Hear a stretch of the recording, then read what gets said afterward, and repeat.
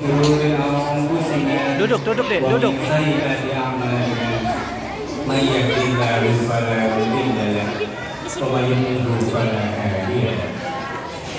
Asyhadu an la ilaha illallah wahdahu la syarika lah wa asyhadu anna Muhammadan abduhu wa rasuluh. Faqala Allah ta'ala fil Qur'anil Karim, a'udzu billahi minasy syaithanir rajim. Bismillahirrahmanirrahim. Ya ayyuhalladzina kutiba 'alaikumus shiyam kama kutiba 'alal ladzina min qablikum la'allakum tattaqun. Shadaqallahul azim wa shadaqa rasuluhun nabiyul karim wa nahnu 'ala dzalika minasyahidin. Yang terhormat dan yang kami muliakan, Syekh Dr. Hasan Abdul Ghani Hidayah, mata'anallahu bituli hayati wa nafa'na bi'ulumihi. Yang kami hormati guru kita Al Ustadz Prawira Yuda Santoso LC. Yang kami hormati guru kita Syekh Faleh. Yang kami hormati guru kita Buya Haris. Yang kami hormati Ketua TKM Pak Detarno dan seluruh jamaah kaum muslimin dan muslimat jamaah Masjid Al-Ikhlas yang tidak bisa saya sebutkan satu persatu, namun tidak mengurangi rasa hormat dan ta'zim saya. Puji syukur marilah senantiasa kita panjatkan kehadirat Allah Subhanahu wa Ta'ala, karena atas limpahan rahmat, taufik, hidayah serta inayahnya pada malam hari ini, malam 17 Ramadan, kita semua masih diberikan keistiqomahan dan kesehatan untuk dapat hadir sholat tarawih berjamaah di Masjid Al-Ikhlas ini dalam keadaan sehat walafiat. Amin ya rabbal alamin. Salawat beriring salam tak lupa kita lantunkan kepada junjungan kita, teladan umat manusia, Nabi Agung Nabi Muhammad Sallallahu Alaihi Wasallam beserta para keluarganya, para sahabat dan para tabi'in yang semoga syafaatnya akan menuntut kita pada yaumil qiyamah kelak. Bapak Ibu hadirin jamaah Masjid Al-Ikhlas yang dirahmati Allah, kami dari pengurus DKM Al-Ikhlas sebelumnya mengucapkan terima kasih atas kehadiran Bapak Ibu, adik-adik semua dalam acara tausiah agama yang akan dibawakan oleh Syekh Dr. Hasan Abdul Ghani Hidayah, yang semoga apa yang beliau sampaikan nanti akan bermanfaat bagi kehidupan kita sehari-hari. Amin amin ya rabbal alamin. Untuk mempersingkat waktu, kami persilakan kepada Syekh Dr. Hasan Abdul Ghani beserta Al Ustadz Prawira Yuda Santoso sebagai penerjemah untuk menyampaikan tausiahnya. Kepada Syekh Dr. Hasan Abdul Ghani kami persilakan. Tafadhol Ustaz.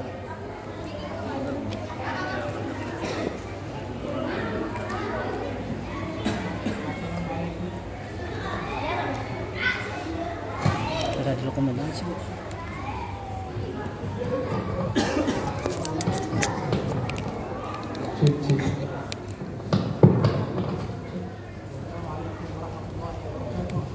Waalaikumsalam warahmatullahi wabarakatuh.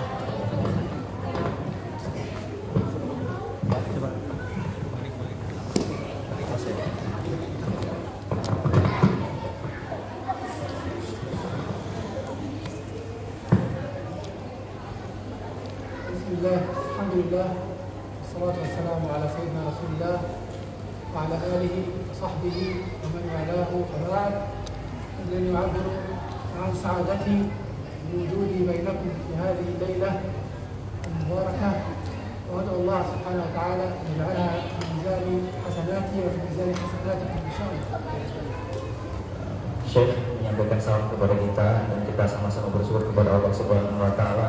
Dan tidak lupa pula agar salam dan salam tidak pernah lupa tercurahkan kepada junjungan kita Nabi besar Muhammad Sallallahu Alaihi Wasallam. Beliau mengatakan bahwa ini kesempatan yang mulia, kebahagiaan bagi beliau dapat berkumpul dengan kita di pada malam hari yang penuh berkah ini, dan mudah-mudahan Allah menjadikan dari lisan beliau yang akan kita ambil hikmah sehingga menjadi pelajaran kita pada malam hari ini. منذ خلق الله سبحانه وتعالى آدم عليه السلام والكل ينتظر هذا الحدث الكبير وهو حدث بعثة محمد صلى الله عليه وسلم وإنزال القرآن الكريم. Yani semenjak Nabi Adam diciptakan, sesungguhnya ada sebuah kejadian besar yang kita tunggu-tunggu dan kita nanti-nantikan, yaitu adalah saat diutusnya Nabi mulia kita, yaitu Nabi besar Muhammad Sallallahu Alaihi Wasallam. ثم توعد الله سبحانه وتعالى ذرية آدم عليه السلام وعدا ووعيدا. أما الوعد وقال فمن اتبع هداي فلا يضل ولا يشقى. حينما ينزل هذا الهدى وهذا القرآن فمن اتبع هذا القرآن فإنه لا يضل في هذه الحياة الدنيا ولا يشقى. Kemudian setelah itu Allah menjanjikan sebuah kepastian kepada Nabi Adam dan kepada para pengikutnya yang mengikuti Rasulullah SAW dan Al-Quran Al-Karim, bahwa yang mengikuti hidayah yang terdapat dari Al-Quran dan Nabi Muhammad SAW akan mendapat petunjuk kepada sebaik-baiknya petunjuk dan kebahagiaan. ثم توعد الذين لا يتبعون هذا القرآن وهذا النور فقال ومن أعرض عن ذكري فإن له معيشة ضنكا معيشة صعبة ونحشره يوم القيامة أعمى قال ربي لما حشرتني أعمى وقد كنت بصيرا قال كذلك أتتك آياتنا ونسيتها وكذلك اليوم تنسى. Dan begitu pun yang berpaling dari ayat-ayat Allah yang disampaikan lewat Al-Quran kepada Rasulullah SAW, maka kebalikan kehidupan bahagia bagi mereka yang berpaling, mereka akan hidup dalam kehidupan yang sempit dan sesat. Kemudian, alhamdulillah, mereka akan dibangkitkan dalam keadaan yang buta, sebagaimana mereka buta dan tidak menerima hidayah yang datang dari Allah dan Rasulullah SAW dan kemudian dari Al-Quran Al-Karim. ثم كان شهر رمضان هو شهر الخير وشهر البركة، الشهر الذي أنزل فيه القرآن، شهر رمضان الذي أنزل فيه القرآن هدى للناس وبينات من الهدى والفرقان. Lalu kemudian ketepatan kita sekarang berada dalam bulan yang mulia, yaitu bulan Ramadan, di mana di bulan inilah Allah menurunkan hidayah tersebut, yaitu berupa Al-Quran Al-Karim sebagai hidayah dan petunjuk bagi kita semua. هذا الشهر المبارك الذي ينصر الله سبحانه وتعالى فيه الناس على أنفسهم أولا، ثم ينصر فيه المسلمين على عدوهم. طوال تاريخهم أهم انتصارات المسلمين لا تكون إلا في رمضان.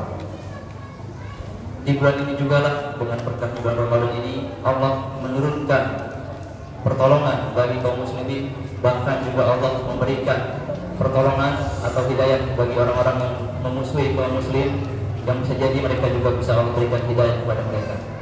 وكان انتصار المسلمين في بدر على كفار قريش على الرغم من قلة عددهم وعتادهم سنة 17 هجرية، في 17 رمضان 2 هجرية كان عدد المسلمين 313، كان عدد الكفار 1000، ومع ذلك انتصرت القلة المسلمة على الكثرة الكافرة، كل هذا ببركة رمضان. Dan begitu pun kejadian yang luar biasa terjadi di bulan Ramadan, yaitu kisah perang Badar, di mana Allah menunjukkan kekuasaannya, yaitu saat orang muslim dengan jumlah mereka yang sangat sedikit, yaitu 313, dan jumlah orang kafir yang begitu banyak, namun dengan kekuasaan Allah, Allah menolong mereka untuk mengalahkan orang kafir dengan jumlah yang lebih banyak. في سنة 8 هجرية استطاع المسلمون فتح مكة كذلك في رمضان. Begitupun kejadian Ramadan setelah tadi beliau sampaikan di 17 Ramadan dan tahun 17 Hijriah terjadi perang Badar. Begitupun terjadi di sini kejadian besar di mana kejadian terbukanya kota Mekah setelah dikuasai oleh orang-orang kafir Quraisy. في رمضان أيضا استطاع المسلمون هزيمة الفرس في معركة البويل، استطاع 8,000 مسلم هزيمة 100,000 فارسي، وحقق المثنى ابن حارثة الشيباني انتصارا كبيرا على الفرس وفتح بلاد فارس أيضا في رمضان. نعم يعني إيران. Dan di bulan Ramadan ini juga intisar muslim, yaitu orang muslim dapat melakukan ekspansinya, dakwahnya ke negara Faris, Prancis. Ya. Jadi banyak peperangan-peperangan yang Allah buka lewat keberkahan di bulan suci Ramadan ini. في رمضان أيضا استطاع المسلمون القضاء على الخطر الصليبي، خطر الصليبيين المسيحيين الذين جاءوا إلى الشرق الإسلامي، وهزمهم صلاح الدين الأيوبي في معركة حطين. Begitupun dengan berkahnya bulan Ramadan, pemimpin perang Salahuddin Al-Ayyubi dapat mengalahkan pasukan salib yang begitu kuat di bulan ini pula. وفي رمضان أيضا استطاع المسلمون هزيمة التتار على يد سيف الدين قطز في معركة عين جالوت. Dan di bulan Ramadan pula ada kisah besar di mana pasukan Tolut dapat mengalahkan pasukan Jalut. في رمضان أيضا استطاع طارق بن زياد ب 12,000 مقاتل فقط فتح أسبانيا الأندلس وجعلها دولة مسلمة. Begitupun sejarah menyatakan bahwa kota Spanyol terbuka di tangan pemimpin Islam yaitu Tariq bin Ziyad pada bulan Ramadan ini. في رمضان أيضا استطاع المسلمون هزيمة اليهود في سنة 1973 واسترد منهم شبه جزيرة سيناء. Dan begitupun dalam Ramadan dikalahkannya orang-orang Yahudi sehingga orang Islam dapat berekspansi berdakwah sampai ke negeri Cina. لم يكن كل هذا بالصدفة أنه وقع في رمضان. لم تكن صدفة أن انتصر المسلمون في أهم معاركهم في رمضان، بل كان ذلك معناه يأتي إلينا برسالة معناها أنكم طالما كنتم على طاعة لله سبحانه وتعالى فإني سأنصركم، إن تنصروا الله ينصركم ويثبت أقدامكم. Pada dasarnya di bulan Ramadan ini turun banyaknya pertolongan Allah, di mana saat kita minta pertolongan Allah dan Ramadan ini pasti Allah melipat gandakan dan Allah pastikan pertolongan Allah untuk kita. كل هذا ببركة هذا القرآن العظيم الذي أنزله الله سبحانه وتعالى في رمضان. Semua ini terjadi salah satunya adalah barokahnya Al-Quran Al-Karim yang Allah turunkan yaitu di bulan yang penuh berkah ini, bulan Ramadan. الذي يعيش مع القرآن هو صاحب الحياة الحقيقية، والذي يعيش بدون القرآن فهو ميت وإن كان يعيش بين الأحياء. Orang yang hidup dengan Al-Quran maka diumpamakan orang yang hidup dalam kelapangan, sedangkan orang yang hidup tanpa Al-Quran hidupnya dianggap seperti mayit tanpa adanya kehidupan. Allah Subhanahu wa taala يقول أَوَمَنْ كَانَ مَيْتًا فَأَحْيَيْنَاهُ كَانَ مَيْتًا لأنه كان لا يعرف القرآن فأحياه الله بالقرآن ومن كان ميتا فأحييناه وجعلنا له نورا يمشي به في الناس كمن مثله في الظلمات ليس بخارج منها كذلك زين للمسرفين ما كانوا يعملون.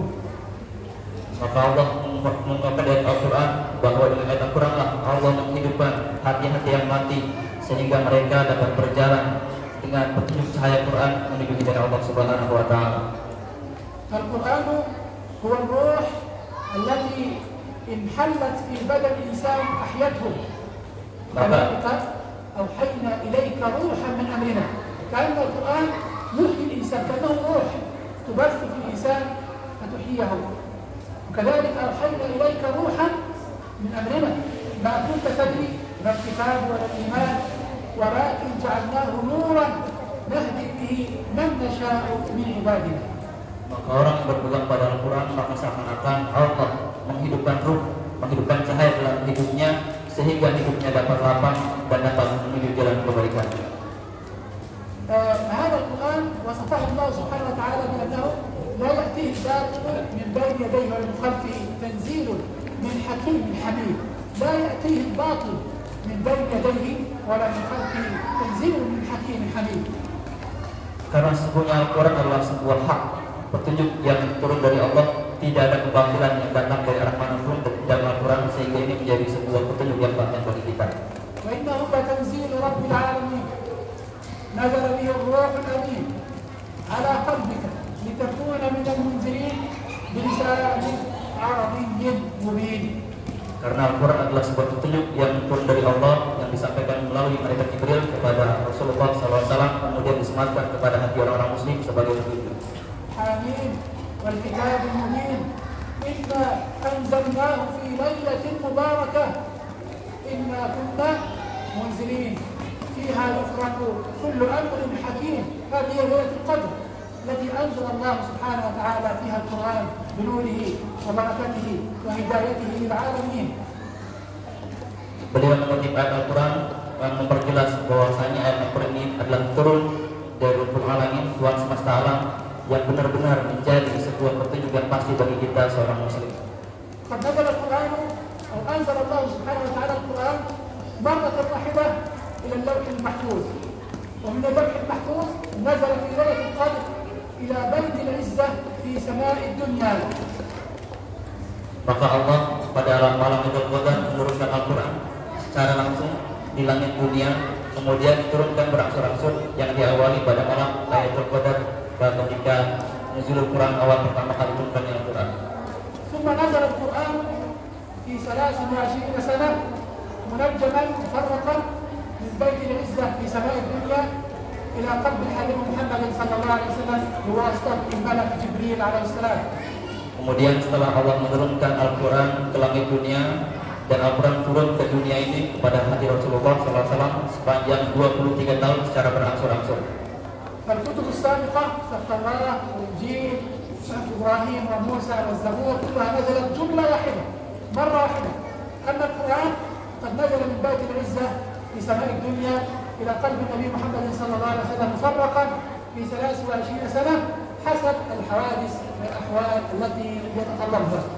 Adapun kitab-kitab sebelumnya seperti Zabur, Taurat yang turun kepada Nabi Musa dan Nabi Isa, seperti Injil, itu diturunkan Allah secara langsung dalam satu kejadian. Namun Al-Quran Allah turunkan ke langit bumi dan Allah turunkan ke bumi secara berangsur-angsur sesuai dengan peristiwa-peristiwa kejadian yang terjadi pada Rasulullah Shallallahu Alaihi Wasallam. والحكمة من نزوله مفرقا الحكمة من نزوله مفرقا هو تثبيت قلب النبي صلى الله عليه وسلم، فكلما نزلت آية أو سورة قلب النبي صلى الله عليه وسلم يثبت معها ويثبت معهم قلب المسلمين. والله جل وعلا يقول: وقال الذين كفروا لولا أنزل عليه القرآن جملة واحدة كذلك نثبت به فؤادك ونزلناه تنزيلا. Salah satu keterangan dari Al-Quran dan hikmah besar kenapa Allah menurunkan Al-Quran secara berangsur-angsur, secara tercicil adalah karena Al-Quran turun sesuai dengan peristiwa yang kemudian di peristiwa itu menguatkan hati Rasulullah SAW dan memantapkan hati kaum muslimin yang mengikuti Rasulullah di setiap kejadian Al-Quran tersebut turun. كذلك نزل مفرقا لتسهيل الحفظ والفهم يسهل حفظه وفهمه. هذا أبو سعيد الخدري رحمه الله كان يعلم في كل يوم فقط 5 آيات من القرآن، وعندما سئل عن ذلك قال: هكذا كان ينزل به جبريل عليه السلام على النبي محمد صلى الله عليه وسلم 5 آيات 5 آيات. Begitupun salah satu hikmah lain mengapa Al-Quran diturunkan secara berangsur-angsur yaitu adalah untuk memudahkan para sahabat menghafal Al-Quran yang turun pada masa itu. Bahkan Abu Sa'id Al-Khudri diajari Rasulullah SAW dalam Al-Quran per 5 ayat yang kemudian dihafalkan dan dihafalkan agar memudahkan orang muslim dalam memahami, menghafal dan melaksanakan ayat tersebut. وكذلك نزل مفرقا على قلب الحبيب محمد صلى الله عليه وسلم يوافق الأحداث التي كانت تحدث ويعالجها حالة وحادثة حادثة. Begitupun hikmah besar lainnya adalah dibalik turunnya Al-Quran berangsur-angsur bahwa setiap kejadian yang dihadapi Rasulullah Shallallahu Alaihi Wasallam saat berdakwah menjadi sebuah petunjuk, penunjuk jalan bagi Rasulullah saat menghadapi kejadian dalam hidup beliau selama beliau berdakwah dalam hidup beliau. وكذلك نزل مفرقا ليرد على الأسئلة والاستفسارات التي كانت ترد إلى النبي محمد صلى الله عليه وسلم. من ذلك مثلا حينما سألوه عن الروح، سألهم اليهود عن الروح، قالوا: يسألونك عن الروح قل الروح من أمر ربي وما أوتيتم من العلم إلا قليلا. Begitupun hikmah besar lainnya kenapa Al-Quran diturunkan Allah secara berangsur-angsur yaitu adalah saat orang-orang kafir dan Yahudi bertanya tentang kebenaran Rasulullah dan Al-Quran, maka Al-Quran turun ketika itu untuk menjawab pertanyaan orang-orang kafir dan menjawab dengan pertanyaan yang semantap-mantapnya untuk memantapkan iman Rasul dan para pengikutnya.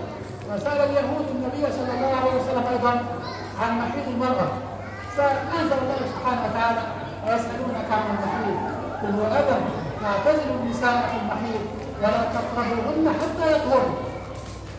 Begitupun salah satunya Allah menurunkan ayat tentang haid saat ada yang bertanya tentang bab haid, maka Allah menurunkan ayat tersebut untuk menjelaskan bagaimana hukum haid secara syariat fikih.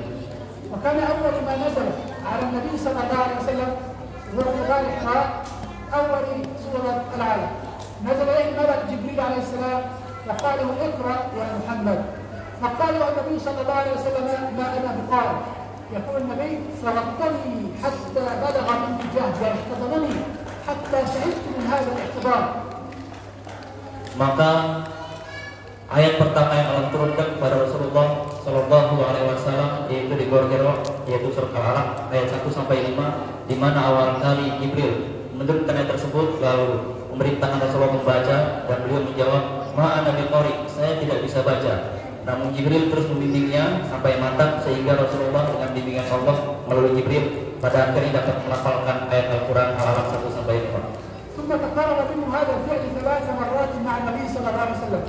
يقول اقرأ، يرد النبي ما أنا بقارئ، ثم يغطه يحفظه حتى يتعبه، ثم يكرر معه هذا الأمر 3 مرات. Bahkan Jibril alaihissalam saat membimbing Nabi untuk membaca Al-Alaq sampai 5 sampai nomor 3 kali, "Iqra, bacalah wahai Muhammad." Beliau menjawab, "Saya tidak bisa baca." Begitupun sampai 3 kali sampai pada akhirnya Rasulullah lelah dan akhirnya dibimbing oleh Allah sampai dapat membaca ayat suci Al-Quran. ثم قال له بعد المرة الثالثة اقرأ باسم ربك الذي خلق خلق الإنسان من علق اقرأ وربك الأكرم الذي علم بالقلم علم الإنسان ما لم يعلم. Lalu pada pengulangan perintah ketiga Rasulullah dengan lancar membaca Iqra bismi rabbikal ladzi khalaq khalaqal insana min 'alaq allazi Iqra wa rabbukal akram allazi 'allama bil qalam 'allamal insana ma lam ya'lam. فكان هذا أول ما نزل، وكان آخر ما نزل قول الله سبحانه وتعالى واتقوا يوما ترجعون فيه إلى الله ثم توفى كل نفس ما كسبت وهم لا يظلمون. كان هذا آخر ما نزل على النبي صلى الله عليه وسلم.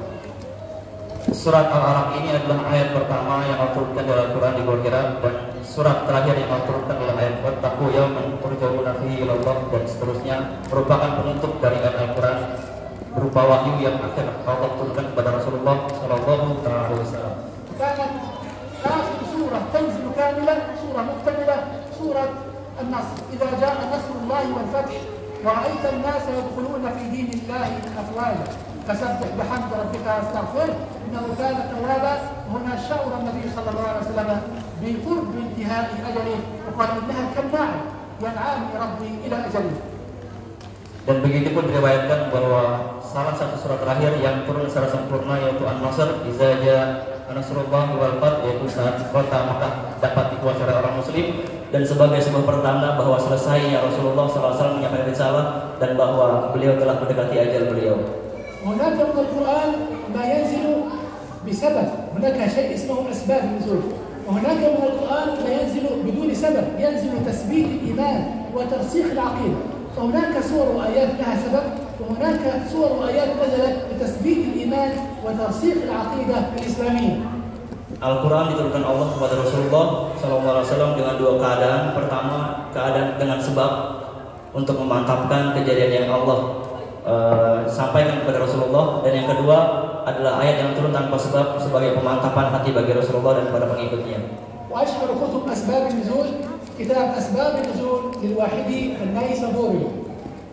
Adapun salah satu kitab yang terkenal dengan Asbabun Nuzul yaitu adalah kitab Asbabun Nuzul karangan Imam An-Naisaburi. ينزل أحيانا للتعليق على الأحداث، للتعليق على الأحداث.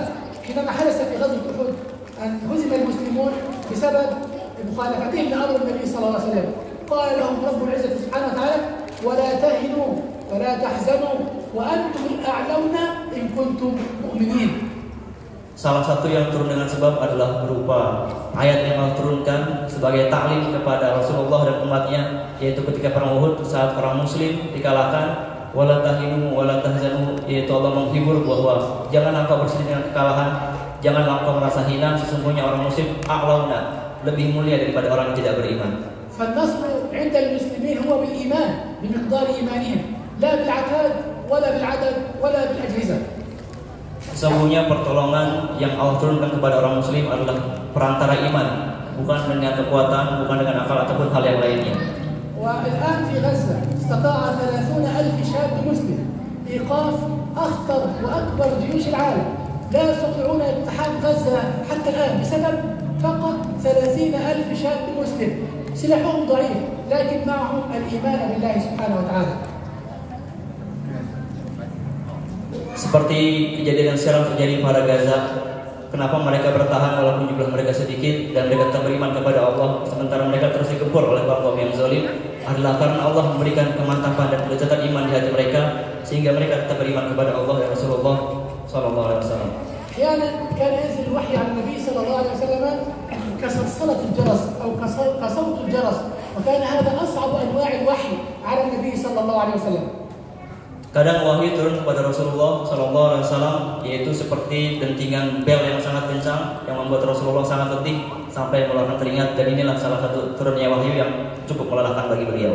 وأحيانا كان يتشكل له الملك جبريل في صورة صحابي اسمه دحية الكلبي ثم يخبره بالوحي.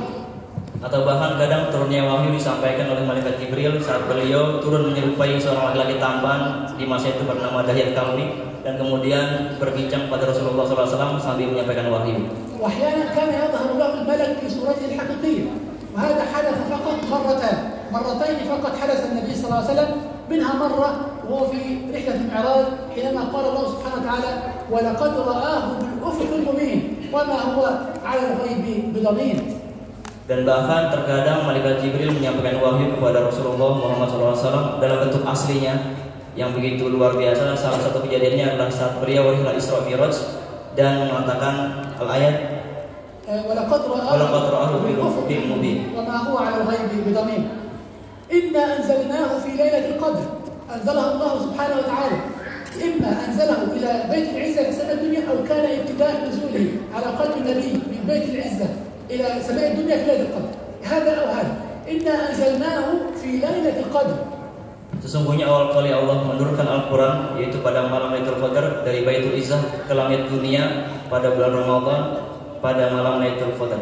وما أدراك ما ليلة القدر لتعظيم شأنها تعظيم أحوالها. Lalu kemudian Allah bertanya di surat ini Al-Zalzal dengan pertanyaan kedua, apa yang dimaksud dengan Lailatul Qadar? Yang dimaksudkan dengan pertanyaan ini adalah untuk memuliakan, membuat orang-orang bertanya, membesarkan, mengagungkan apa itu malam Lailatul Qadar. ليلة القدر خير من 1000 شهر. أنت إذا قمت ليلة القدر تصلي أو قرأت القرآن تأخذ ثواب كثواب 1000 شهر، يعني كثواب 84 سنة.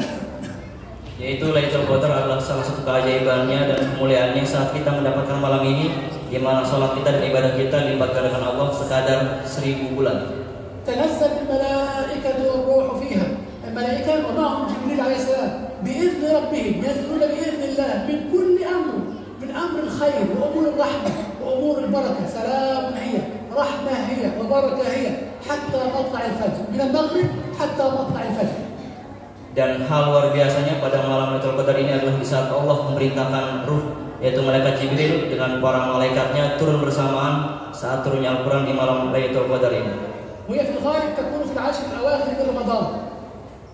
Sebagian ulama mengatakan bahwa Lailatul Qadar terdapat di Ashrul Awakhir, 10 malam terakhir bulan Ramadan. وكان النبي صلى الله عليه وسلم إذا دخل العشر الأواخر من رمضان يعتكف في المسجد طلبا لليلة القدر. Bahkan Rasulullah SAW mencontohkan bahwa ketika masuk ke malam 10 terakhir di bulan Ramadan, beliau beriktikaf untuk mendapatkan malam Lailatul Qadar. كان إذا دخل العشر الأواخر من رمضان شد المئزر، يعني اعتزل النساء وأيقظ أهله من النوم للصلاة وأحيا ليله بالذكر وقراءة القرآن والصلاة. Bahkan beliau sampai di malam 10 terakhir meninggalkan istri-istrinya demi fokus untuk beribadah kepada Allah dan menghidupkan malam dengan beribadah di malam-malam 10 akhir Ramadan. وأفضل الدعاء في هذه الليلة هو أن يطلب الإنسان المغفرة، يقول اللهم إنك عفو تحب العفو فاعف عنا. Dan salah satu doa yang masyhur yang dapat kita sampaikan kepada Allah untuk bermunajat di 10 malam terakhir ini adalah Allahumma innaka afuwwun karim tuhibbul afwa fa'fu anni. ولأن هذه الليلة المباركة هي الليلة التي يفرق فيها كل أمر حكيم على مدى السنة، تكتب فيها الأرزاق، أرزاق سنة كاملة، تكتب فيها الآجال، يعرف فيها من سيموت في هذه السنة، يعرف فيها من سيولد في هذه السنة، يفرق فيها ويعرف فيها كل أمر حكيم. Dan bahkan satu rahasia terbesar yang terdapat di 10 malam terakhir ini adalah diketahuinya banyak rahasia yang Allah turunkan di malam terakhir ini, seperti ditulisnya siapakah yang akan lahir, siapakah yang akan meninggal, apakah kejadian yang akan terjadi di tahun ini, dan seterusnya. فاحرصوا أيها الأحبة على أن تكونوا في أيام القادمة حتى نهاية رمضان في طاعة لله سبحانه وتعالى.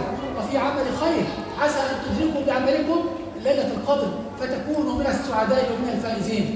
Maka cara terbaik kita untuk menemukan malam Lailatul Qadar adalah dengan cara memperbanyak amal-amal baik kita, mukhlishanillah, mengharap ridha Allah Subhanahu wa taala. Mudah-mudahan dengan hal ini kita dapat mendapatkan malam Lailatul Qadar. وقد قال النبي صلى الله عليه وسلم: من صام رمضان إيمانا واحتسابا، إيمانا بفرضيته واحتسابا لوجه الله غفر له ما تقدم من ذنبه.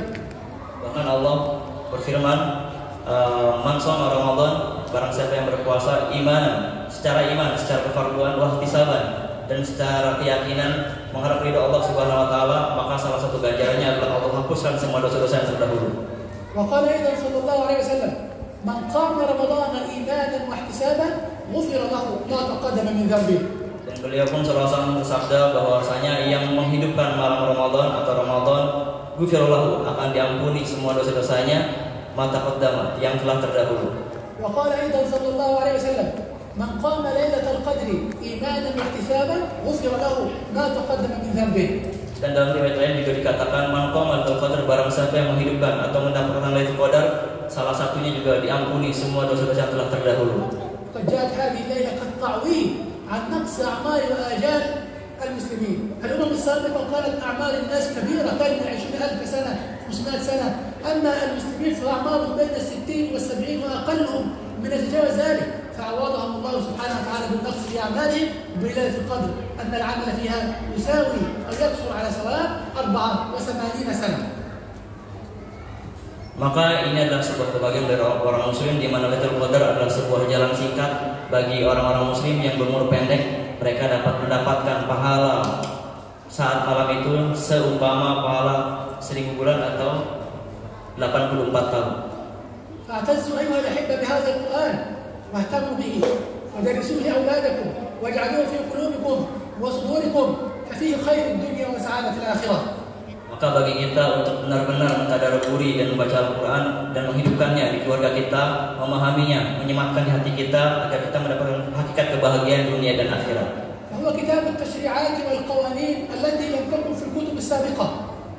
Al-Quran adalah kitab syariat yang sempurna dengan undang-undang dan peraturan yang melengkapi yang tidak ada di dalam kitab-kitab sebelumnya. هو الكتاب الذي قص لنا أنباء وأخبار الأمم السابقة وتنبأ بما سيحدث في المستقبل.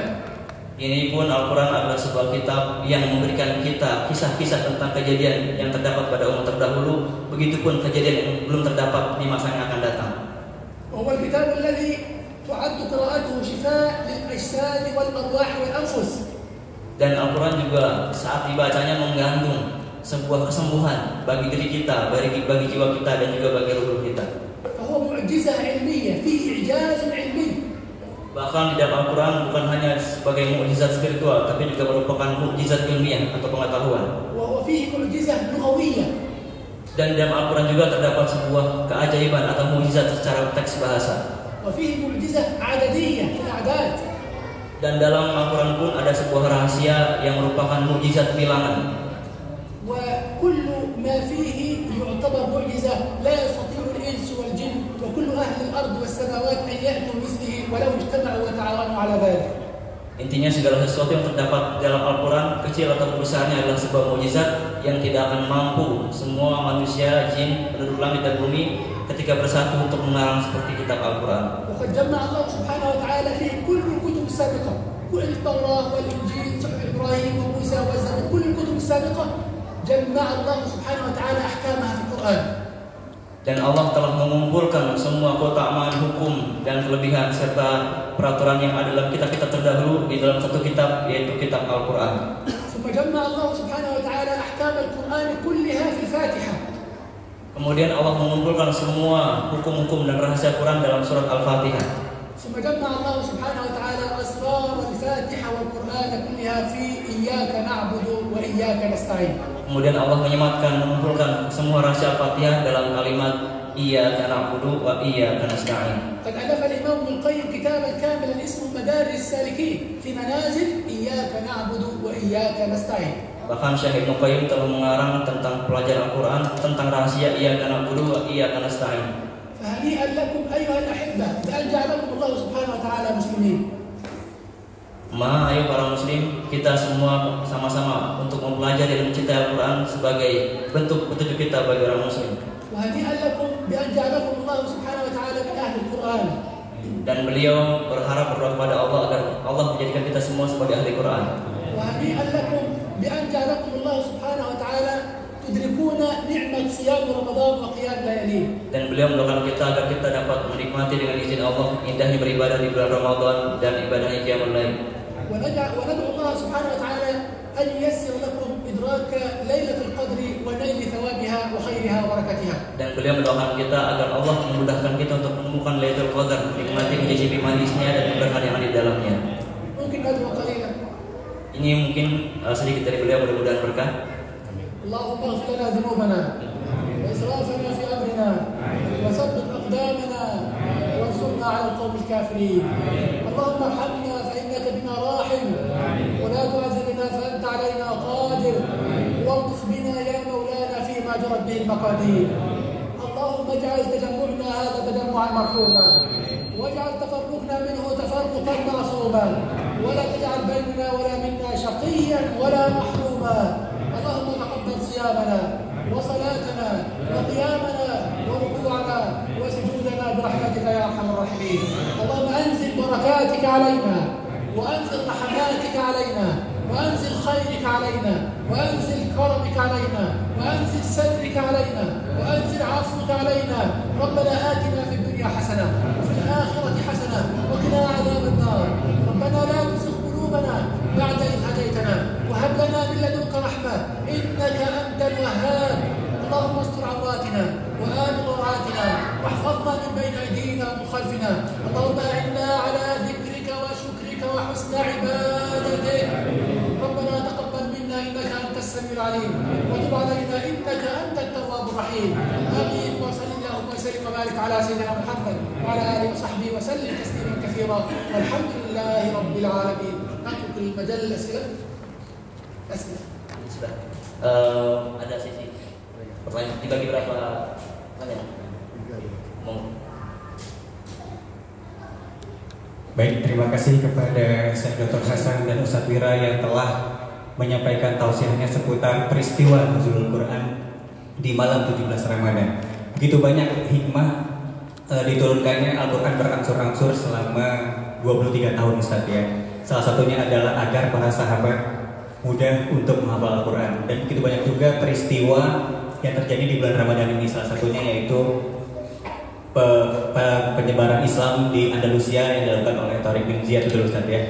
Baik, Bapak Ibu hadirin yang dirahmati Allah, Syekh Dr. Hasan merupakan guru besar dari Mesir yang alhamdulillah pada malam 17 Ramadan ini berkesempatan hadir di majelis yang kita cintai ini.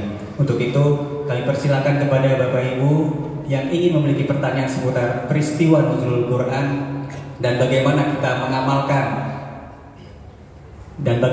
mengamalkan apa yang harus kita amalkan di bulan Ramadan ini, tepatnya di 13 hari terakhir.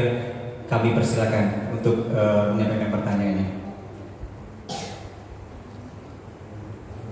Ada bapak-bapak yang mau bertanya di luar tema pun dan masalah. Di luar tema pun dipersilakan. Nah, أي موضوع أي موضوع ini sih. Ibu-ibu ada? Ibu-ibu ada, silakan. Silakan tolong ini bikin.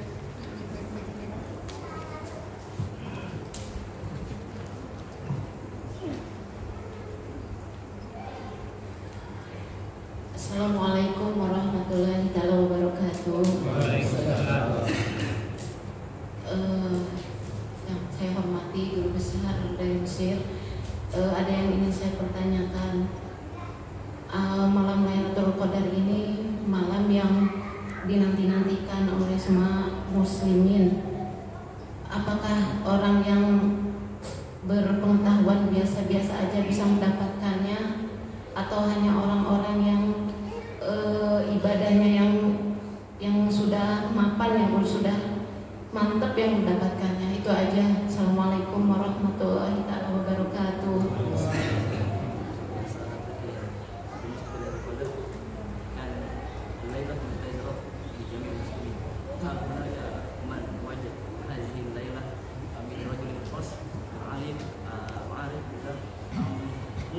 أي حديث.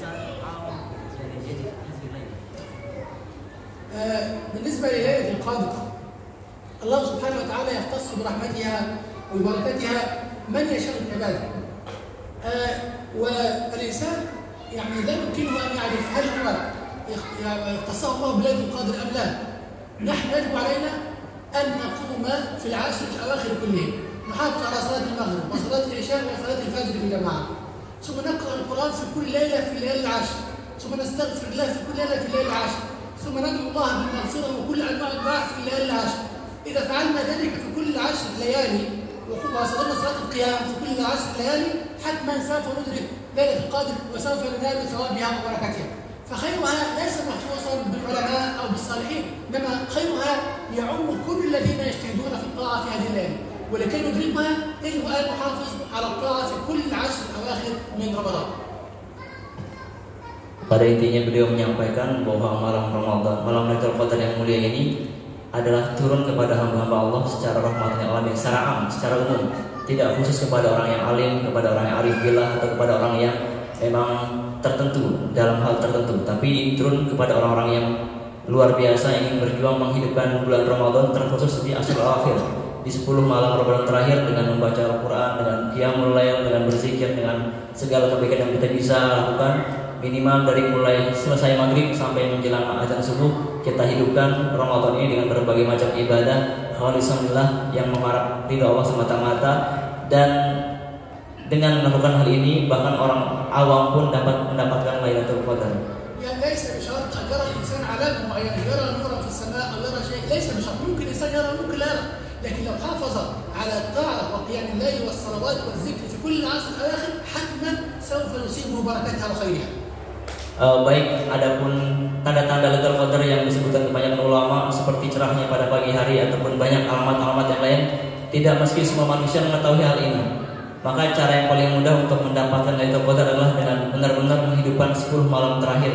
Dengan begitu, tanpa mengetahui tanda-tanda apapun, insya Allah kita dijadikan hamba Allah yang mudah-mudahan bisa mendapat Lailatul Qadar.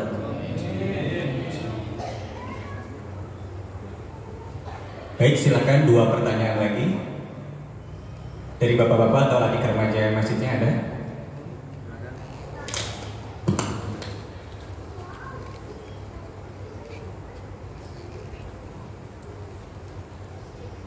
Ya, assalamualaikum warahmatullahi wabarakatuh. Terima kasih atas kesempatannya. Mohon izin bertanya, saya Dr. Hasan Abdul Ghani. Untuk malam Lailatul Qadar itu kan di 10 hari terakhir ya disebutkan tadi untuk riwayatnya. Nah, untuk kita yang akan mendapatkannya, insya Allah, apakah harus beriktikaf di masjid atau beribadah di seperti zikir, membaca Al-Quran atau bersolat atau yang sholat malam untuk malam Lailatul Qadar? Apakah kita ini kan kadang sibuk dengan bekerja gitu kan, kadang kerja sampai malam belum pulang, terus ada yang memang kerjanya sampai malam. Apakah kita ini yang bekerjanya di malam hari atau seharian itu bekerja untuk ya insya Allah beribadah untuk mencari nafkah gitu, apakah kita yang bekerja ini tidak mendapatkan malam Lailatul Qadar itu, atau ada syarat-syarat yang harus kita penuhi untuk mendapatkan malam Lailatul Qadar itu? Itu saja mungkin pertanyaan dari saya. Wassalamualaikum warahmatullahi wabarakatuh.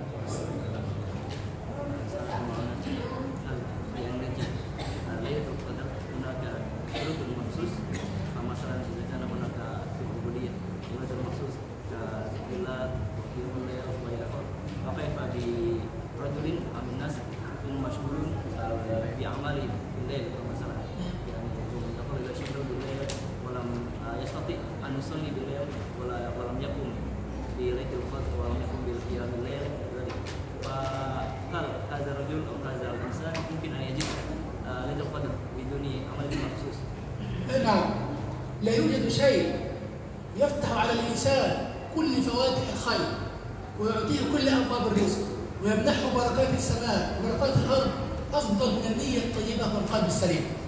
حينما يكون الإنسان صاحب نية طيبة وقلب سليم، الله سبحانه وتعالى يعطيه ما لا يعطي العاملين. حينما يكون الإنسان صاحب قلب سليم خالي من الشرك، خالي من الحقد، خالي من الحسد، يحب الخير للناس وللمسلمين، الله سبحانه وتعالى يعطيه ما لا يعطي السائلين. فقط أهم شيء سلامة النية وسلامة القلب، وهو حتى مشغول في عمله ليس أقل من يذكر الله بلسانه في هذه الأيام، هذا أقل شيء. Beliau menjelaskan bahwa rahmat Allah begitu luas dan tidak terikat pada ibadah tertentu. Bagi orang-orang yang tidak dapat mendirikan qiyamul lail, berzikir, sholat di malam Lailatul Qadar ataupun 10 hari Ramadan, maka jangan putus asa, karena orang terhitung mendapat Lailatul Qadar atau tidak itu dapat diindikatori dengan niat yang tulus atau qalbun salim, hati yang tulus mengharap ridho Allah Subhanahu wa taala, tidak punya penyakit hati, iri, hasad, dengki, tidak merasa lebih kepada orang lain.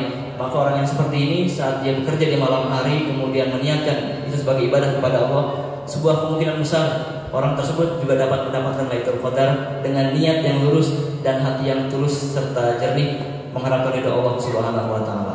Allah Subhanahu wa taala حينما زكى إبراهيم عليه السلام لم يزكيه بعمله، هو نبي كبير، لم يزكيه بعمله ولا بشكله، لم يزكاه بقلبه. قال وإن من شيعته لإبراهيم إذ جاء ربه بقلب سليم، سلامة القلب، قلب خالي من الرياء، خالي من الشرك، خالي من الكفر، خالي من الحقد، خالي من الحسد، زكاه بقلبه فقط. فأهم شيء في الإنسان أن يكون صاحب قلب سليم ونية طيبة. Begitupun beliau menyampaikan kisah yang cukup detail tentang Nabi Ibrahim, yang pada intinya bahwa Nabi Ibrahim diangkat menjadi nabi, dibersihkan dirinya, diangkat derajatnya bukan dengan amal yang tertentu, tapi dengan dibersihkan hatinya, dengan hati yang tulus, yang jernih, maka beliau mendapat sebuah gelar yang tinggi, yaitu Nabiullah, bahkan kekasih Allah, dengan bersihnya hati beliau dengan izin Allah.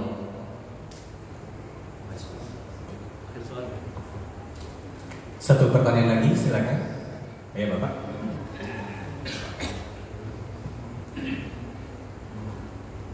Assalamualaikum warahmatullahi wabarakatuh. Terima kasih. Saya ingin bertanya, malam Lailatul Qadar kan Laila itu malam ya, malam Qadar.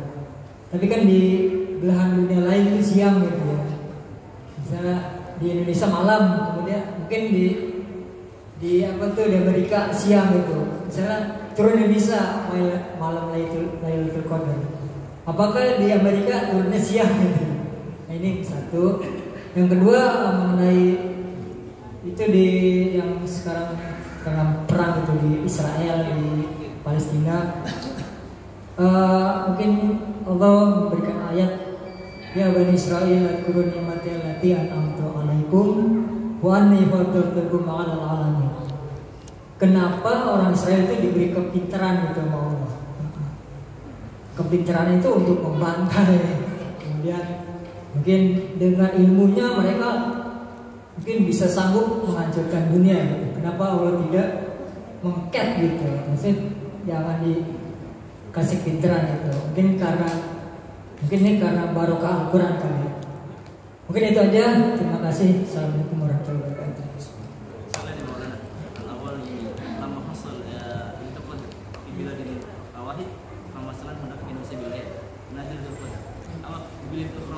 mungkin wa binahar hal Lailatul Qadar nazala fi nafsil waqt kaifa yanzil ada soal awal fi tauhid bilad Rasulullah sani salan Bani Israil, jadi Bani Israil aqtahum al-qadar tasir walakinhum yastamiluna hadhihi al-qadar fi tadribin nas kaifa hadha yani kaifa Allah amal hadha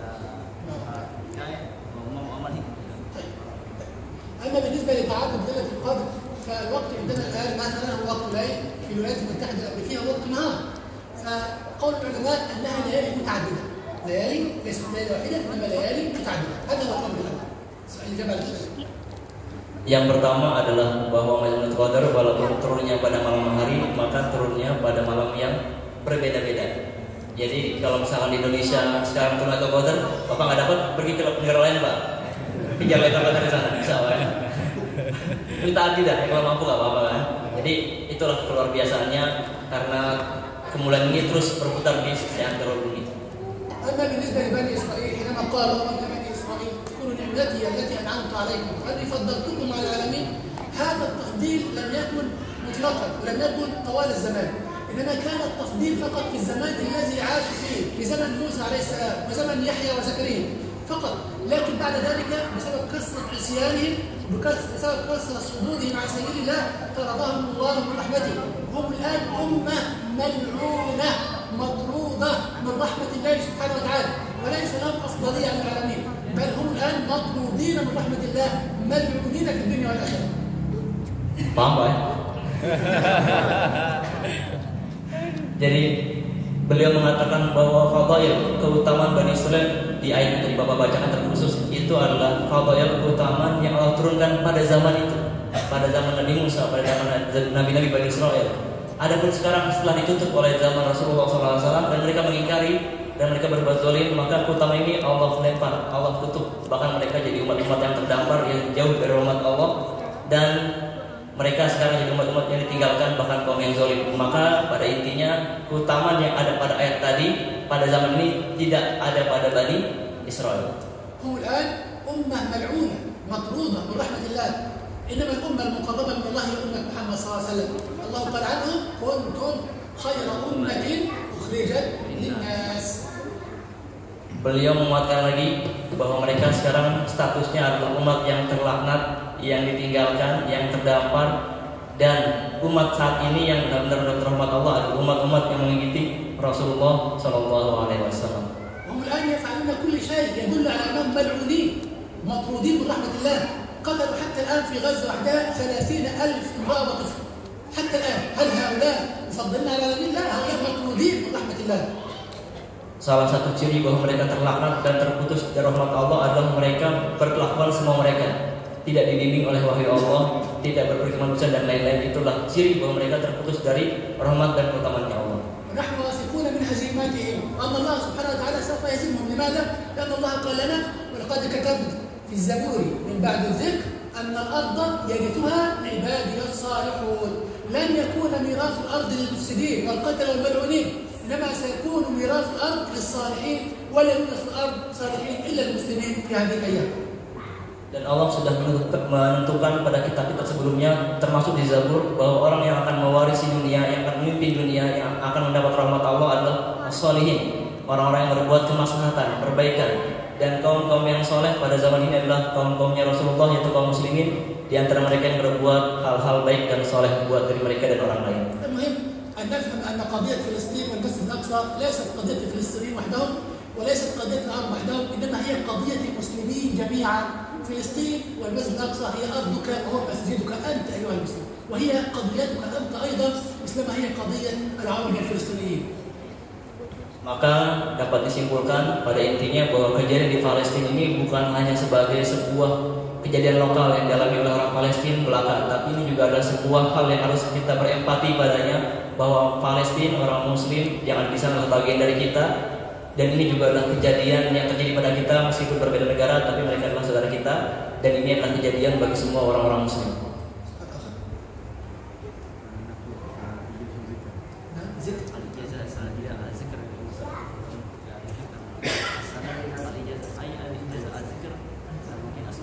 يعني كيف تكون هذه تكون في ذكر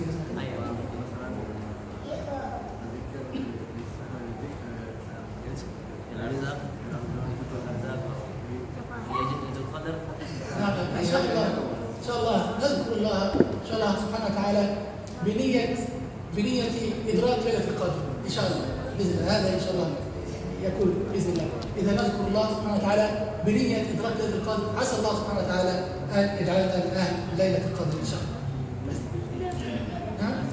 نعم إن شاء الله. Beliau di akhir menutup kita mendapat hadiah dari semua kesimpulan beliau, yaitu beliau mengijazahkan kepada kita malam hari ini, barang siapa yang meniatkan berzikir kepada Allah, niatkan saja mengharap ridho Allah Subhanahu wa taala yang fadilahnya untuk mendapatkan Lailatul Qadar. Mudah-mudahan dengan ijazah ini, dengan zikir yang kita lakukan, kita tergolong orang-orang yang diberikan Allah kemuliaan Lailatul Qadar.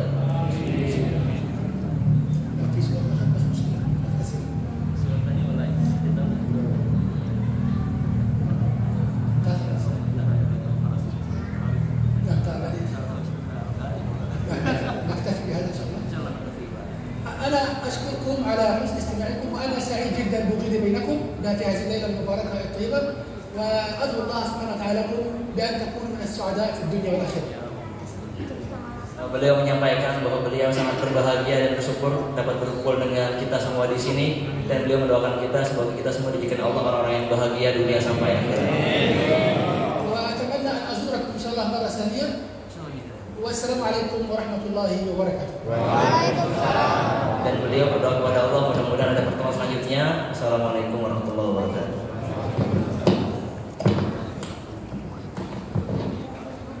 Baik Bapak Ibu yang dirahmati Allah, dengan demikian berakhir sudah tausiah agama peringatan Nuzulul Quran pada malam hari ini.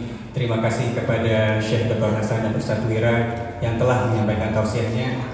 Semoga kita semua selalu diberikan keistiqomahan untuk bisa menghidupi 10 malam terakhir di bulan Ramadan. Semoga kita semua bisa mendapatkan malam Lailatul Qadar, dan semoga kita senantiasa mencintai Al-Quran untuk senantiasa membaca dan mengamalkannya. Kami selaku pengurus DKM mohon maaf apabila ada yang kurang berkenan. Kami tutup. Wallahul muwaffiq ila aqwamit thoriq. Wassalamualaikum warahmatullahi wabarakatuh. Waalaikumsalam warahmatullahi wabarakatuh.